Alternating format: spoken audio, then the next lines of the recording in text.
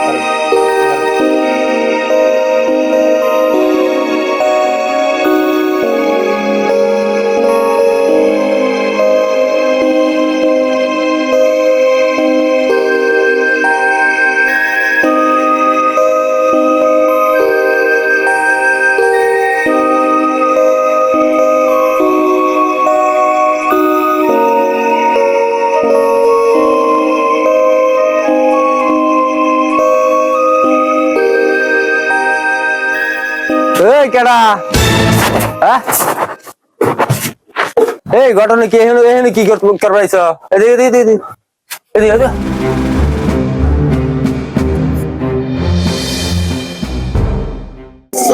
কালনা রাত করিয়া আমার গরম গেছে এই সুর আমি যখন বাইরে বাড়িছি বাইরে বাড়ায় আর বসা পরে গেছে তখন দিয়ে ঘরের চিনে ঘরের শব্দ হয়েছে তখন এই জাহের দূর হয়ে ধরছি ধরে আর এই যে বাইন্দা হয়েছি এখন এই যে আমি করে কইছি এটার বিচারটা করুন। এই ব্যক্তি সুর? হ্যাঁ এই যে সুর আমি হাতে নাতে ধরছি আমি নিজে ধরছি। আমার তো এটা কল্পনায় ব্রেনে আসে না, কারণ এই লোক তো সুর হইতে পারে না। এই লোক তো ভালো মানুষ জানি। আমার ঘরও গেছে, আমার ঘরের থেকে আমি ধরছি। এটা তো অনেক ভাববার বিষয়। কিরে ভাই, সত্য কথা বলো তো, ওনারা যা বলতেছে এটা কি সত্য না মিথ্যা? বলো ভাঙ্গে বলো, কি সমস্যাটা হয়েছে?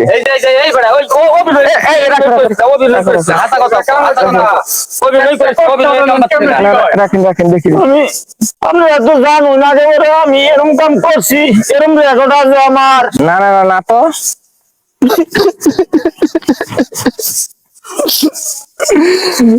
আমি বর্তমানে খুব ভালো আছি।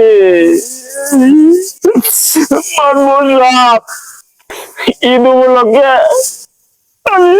আমার সামনে একদম অন্ধকার, আমার বউ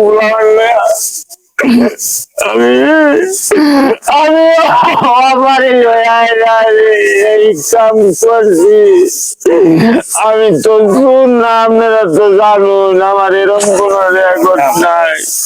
আচ্ছা ভাইরা, বিষয়টা তো আপনারা বুঝলেন।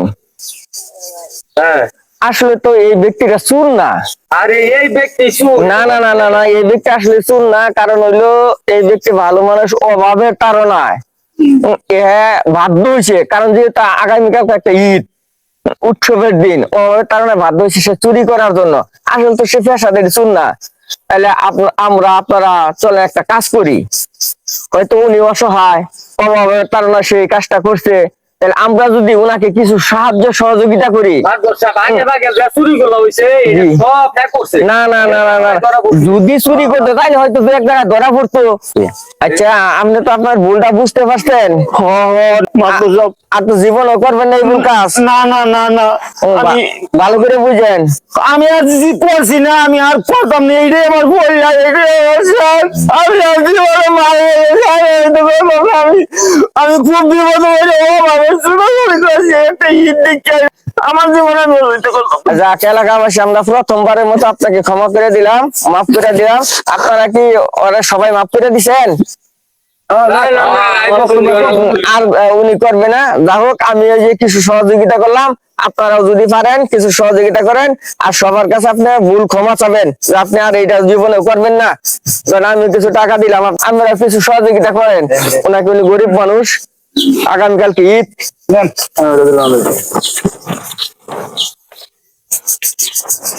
আর বলো এই কাম করেন না। না না না, আমার জীবনে আমি আর এরকম কাম আর করতাম না। আজকে এলাকার মাতাবাদী কি আমরা একটু সাহায্য করে ফেরত দিচ্ছি, অন্যদিন হইলে আগে জানে মারি আলাইব। মাদ্দর সব আমারে আল্লাহর হস্তে ক্ষমা করে দিবা, রান্না করতে আমি ক্ষমা চাই। আচ্ছা যাক, আমরা এখন বিদায় নেই। আপনি চলে যান বাসায়, চলেন আমরা চলে যাই সকলেই। এইরকমই আমাদের আশেপাশে খোঁজ নিলে দেখা যাবে অনেক প্রতিবেশী আছেন যারা স্ত্রী সন্তানদের নিয়ে খুব কষ্টে দিন যাপন করতেছেন, দুই বেলা দুমুঠো কোনো রকমে খেয়ে পড়ে বেঁচে আছেন। তাদের আসলে ঈদ বলতে কোনো কিছু নেই। তারা পবিত্র ঈদের এই সময় তাদের সন্তানের জন্য না পারে ভালো জামা কিনতে, না পারে ভালো দুমুঠো খেতে। তো আমরা যারা সমাজের বিত্তবান মানুষ আছি, তারা যদি এভাবে একটু একটু করে তাদেরকে সাহায্য সহযোগিতা করি, তাহলে আমরা সবাই মিলেমিশে সুন্দর একটা পরিবেশে ঈদ উদযাপন করতে পারবো।